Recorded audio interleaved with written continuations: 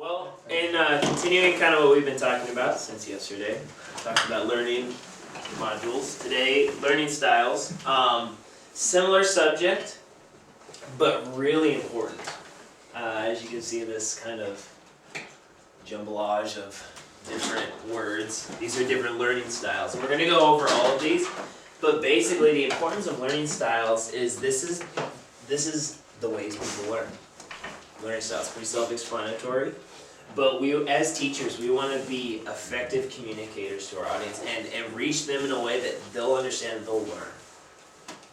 And this is also perhaps sometimes one of the most difficult things for us to do as teachers, because sometimes it involves stepping out of the way that we normally teach, or stepping out of the way that we like to teach, or stepping out of the way that comes naturally to us in order to reach our audience. So learning styles often challenge us to step beyond ourselves. So as we go through this, we'll be discussing it. Hopefully we'll have a lot of different discussions on ideas for how to have different teaching illustrations, teaching activities that meet different learning styles. And we'll also, on here, just write down ways that as we see this, that we can see that we ourselves learn better, or can relate to learning better. And I'll mention some examples as we go through, and if you guys have examples, feel free to share as well. But to start things off, pass out this little handout. Anna gave this. Titus has used it a few times. I don't remember if we used it for my Titus or not. Anna used it this past fall with Titus project, and I thought it was a really fantastic illustration. So you've got all of these different pictures, and looking at all these different pictures, we want you to pick two that you think would define your educational experience. And let's try to look back maybe even beyond YWAM, your pre-YWAM educational experience. And so two pictures that you would say would describe that.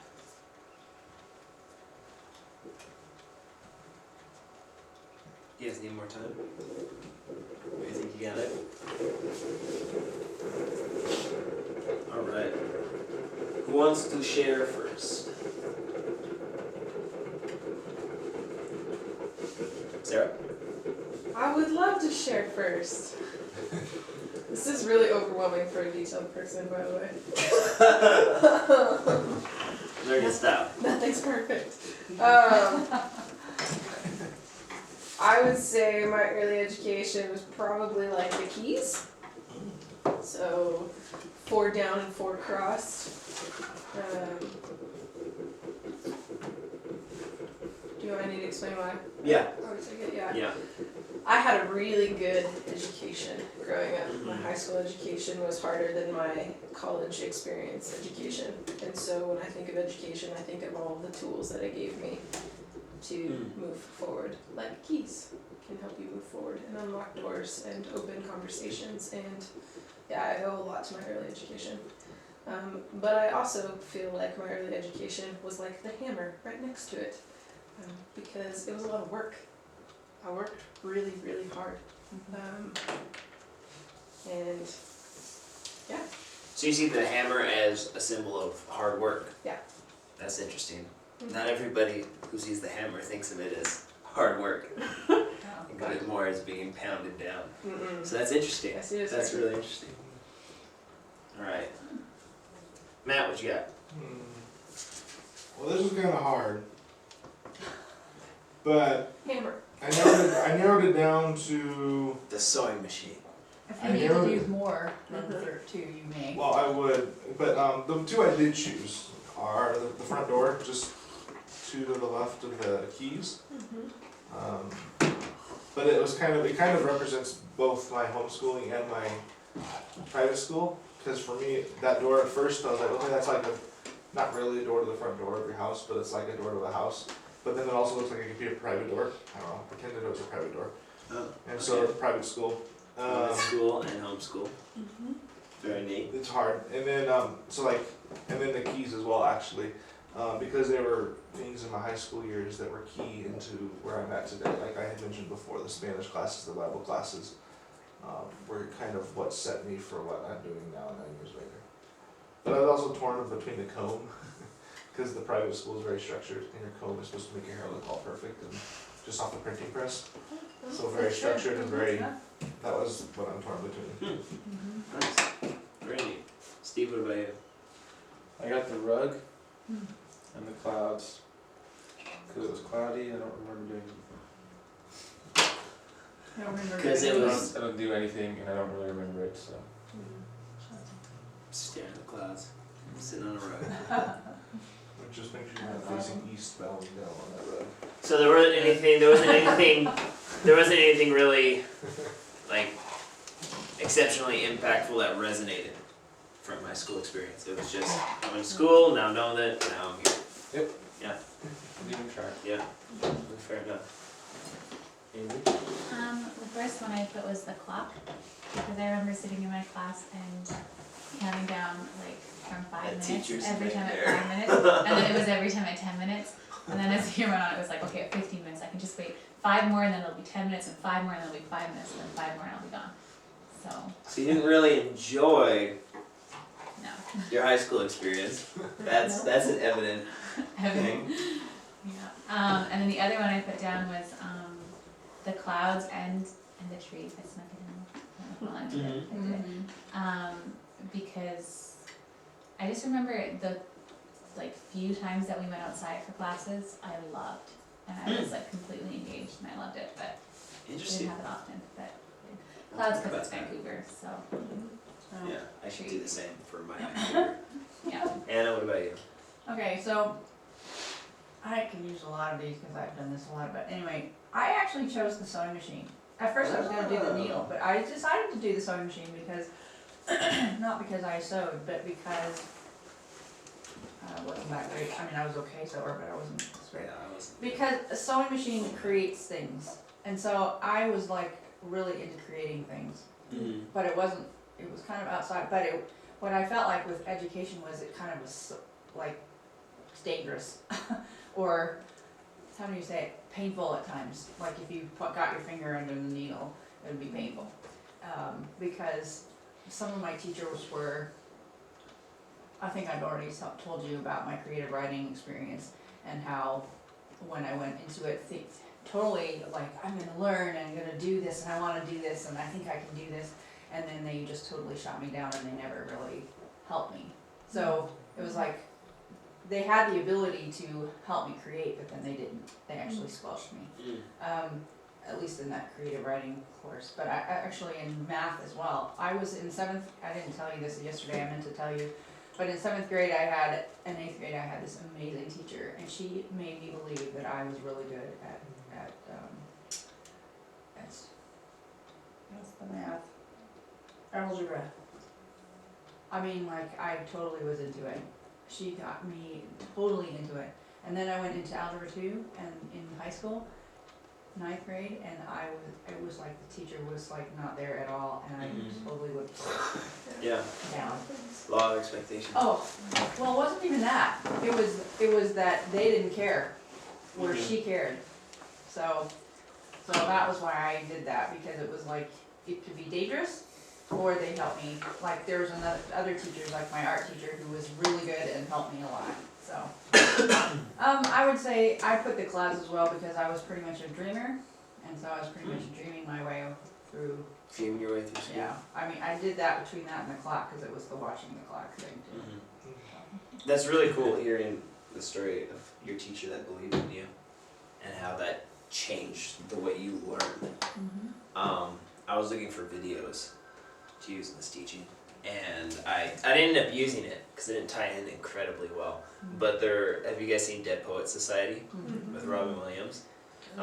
Anyways, he's a teacher in the movie, and he asks the students were supposed to write a poem for homework, and one of the students, he asks him, hey, come up, share your poem, and he says, I didn't do the assignment, I didn't do the work. And most teachers in that circumstance would be upset, Lord knows I've had some teachers say some very passive aggressive things to me when I've said that to them in high school, because I was not the best student. I was good at what I liked, and what I didn't like, I just blew off. But he says, you didn't do your assignment, and he starts looking at it as because you don't think you have anything to offer. You don't think you have anything creative. Well, I believe in you. And then he starts talking to him and encouraging him. That's cool. And I was like, wow, talk about a teacher believing in his student, really caring about him. Whereas most teachers would probably come down on a student for not finishing an assignment. I thought that was pretty incredible. For myself, I put the lock with the key in it and the tree. Maybe just because I like trees and I like climbing things. But for the lock, it was because during high school, God was really unlocking something in me. And in my own school experience, between my freshman and sophomore, and junior and senior year, I became almost a completely different person. It was a pretty transformative time in my life, and there was a lot of growth in me as well, and roots were planted. So all this to say that as there's all these different pictures, so also we all have different experiences with education. And we've experienced different things, some for better and some for worse. Some people look at these things and when they see stuff like the belt, or the cage, or the dark tunnel, or the no dogs allowed, those are the things that come to mind when they think of their educational experience, which I think is incredibly sad, because education is so incredibly important to who we are, to growing, to becoming people. Yesterday I was writing a definition for the purpose, why do we teach? And it not only does it make somebody better, giving them a wider understanding or wider skills, but it gives them something to offer to a community as well. So teaching can go so far beyond just impacting that one person. Your classroom, you don't know how many people you're impacting when you're teaching a classroom full of people. It could be future nation changers. It could be people who will impact massive communities afterward. And a lot of times people had bad experiences in school because they couldn't relate to the way that their teachers were trying to teach them, or the teachers just didn't care sometimes. And so when we're in a classroom with people, we don't know what kind of background or history they've had with learning. And often when we first come to a class, it's almost a new experience for us because we want to try to figure out what makes each person learn, what makes them tick, what is a way that I can speak into them. It's our job as the teachers to bring growth and help them learn and do all we can to bring that.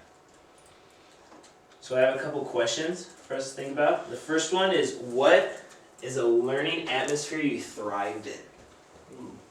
This can, if high school there's nothing, and college there's nothing, you can go all the way up to YWAM, but let's try to keep it outside of YWAM if we can.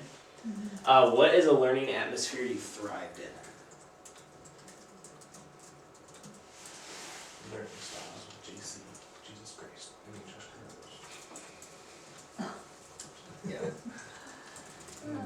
Are you asking this? Yeah, I'll give you a few minutes to think about it, but if you think you've got something, feel free to share. Okay, I'll share. My learning styles took best when I was on the job site, actually like out in the field working with a bricklayer. That's where I learned a lot about my work ethic and being diligent and actually like being dedicated and actually following through with things. So I learned a lot out on the job, so the kinesthetic, the hands-on learning.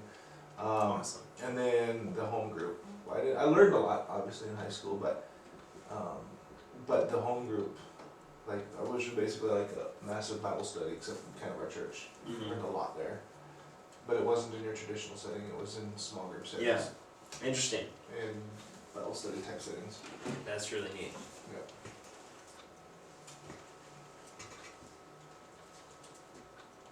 Anybody else want to share an atmosphere that they thrive I thrive in a classroom environment, in? in a very academic, high school, college, I loved it. I even loved taking tests. Actually, I love tests. I Wow. do not know why.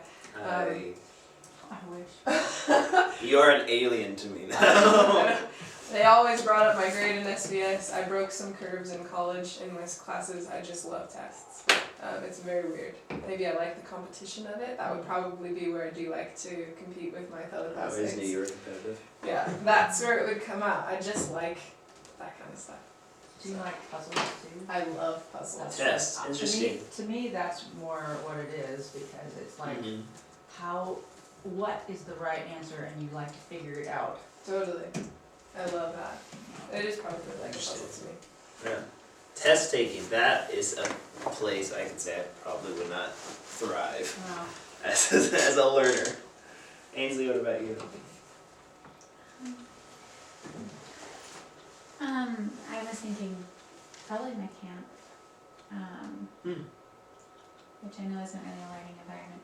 I It's actually, definitely a learning environment. yeah, okay. I think the kitchen was actually the first place that, when I was working there, where they actually said like you have a good work ethic, or that you're a hard worker. I don't know, I was just reflecting on how, that wasn't really said a lot in my high school experience, and I think I went through high school just feeling that I was kind of stupid, so. Yeah. I guess that's good. Wow. So we've had two people say experiences where they were on a job working, Mm-hmm. that kind of thing, and the encouragement that came with that. Steve, what about you? Anything really academic, classroom, I always did well. I really enjoyed it though, in high school particularly. Huh. But I always got great marks, That's cool. Cool. almost always straight A's. Yeah. That's it. So there was nothing really memorable about high school, but you were a really diligent student, though. Not a diligent student, Oh. I just picked up things quickly. I didn't do any Okay. homework or studied for anything. Mm-hmm. Just What came got easy? good marks. Nice. So it came easy. You could The think through academic it. stuff Yeah, came, photographic came fairly easy. You could think through it. Yeah. What'd you say? Yeah, Very interesting. that's cool. Anna, what about you? 7th grade, Mr. Harms was a science teacher, and he taught us about trees, and I still know about those trees. But he would have us walking around the campus, because we were in a very large school, and from like K through 12, private school, and he basically would teach us all the trees, and I knew all the trees. Another class was 7th and 8th grade, that algebra teacher, because she was engaging, she was relational, and she made me believe that I liked it. But in high school, most of the classes I just, even if I had a slight wanting to do it, I just didn't do well, except for high school drawing and jewelry, which were hands-on. Mm-hmm. So Yeah. I'm actually very hands-on, Mm-hmm. so walking outside and doing the trees, it's Yeah. kind of, it's kinesthetic, Yeah, so I was very absolutely. kinesthetic. That's interesting. Two things I can think of for myself was my high school English class, because it was we had a lot of discussions, and we would analyze a lot of stuff and discuss it. And to this day, I can't watch a TV advertisement without analyzing the commercial and why they did things the way they did, and what their audience is, and how they're trying to reach them, and what need they're trying to make you think that you have, that you need to buy their product. I have been ruined for all television, because in our English class we analyzed everything and discussed it, and I really thrived in that atmosphere. In that sense, there were other things about that class that I didn't so much thrive in, but also in my history class, which was a very, very structured history class. Had a teacher named Mrs. Jansen. She was about a 4'5" tall Wow. Chinese woman, but probably commanded more respect than any teacher in our school. That's hilarious. I was more intimidated to come up to her and tell her like that I didn't finish something, or wasn't going to be doing an extracurricular thing than anybody else in our school. But the way she taught, I remember more about world history than any other teacher that we had. And one thing she did that I always loved was after every test, there was an essay question on every test she gave us. And the essay question, after she gave back our tests, she photocopied 2 of the best essays, or at least a paragraph from each of them, and would put them up on the projector. And and share them as like these were two really good essays that stood out, and I remember mine was up there once or twice, and it just totally motivated me. Sure. Just the way she kind of affirmed us in that, like awesome. this person wrote this on this last test that was really good, wanted to share it with the whole class. And she wouldn't say who the students were, but you knew who you were if it was you. And generally you could guess people's handwriting, which we were always trying to do. But that's beside the point. Yeah. So, kind of the contrast to this question, what is a learning atmosphere you struggled in? That was difficult for you?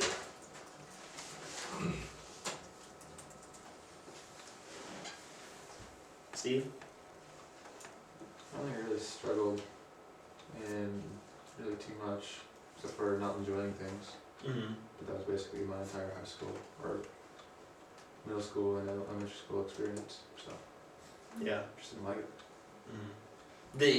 You still like, cause you were good at it, Mm-hmm. like you got all the good marks, but it just wasn't something you enjoyed. Yeah, I just didn't care. Mm-hmm. Did you Yeah. feel like you were bored? Mm-hmm. Yeah. Yeah. Okay, I'll try. Math. But I think it was because I have a lot of questions, but I didn't understand. I didn't ever get through algebra 1 ever. So my math, I never needed to use algebra really necessarily. I just didn't know how to add, multiply, divide.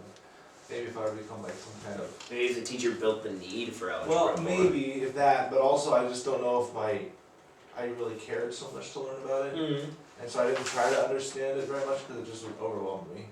Yeah. Because I didn't understand. I couldn't The figure out how to. mathematical, logical was like. Yeah, big picture visionary, you know. Mm. I'm not so detailed. Sarah, what about you? I can think of two. Any science class that I've ever taken, struggle fest.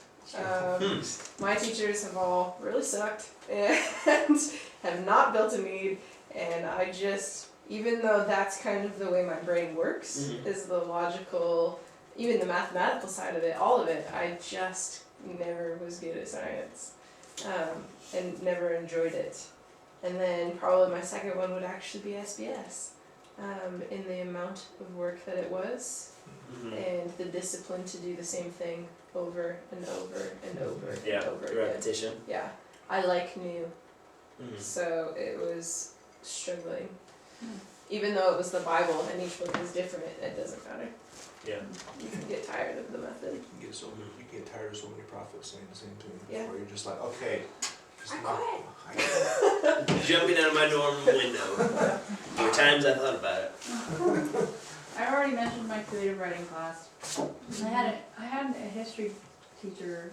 I had to take 3 types of different history through high school, and the second year, I think it's Asian history, and this lady was really kind of funny. She was just a funny lady, but every time we had to write a paper or something, she'd be like, "Well, I'm going to present your presents to me on such and such."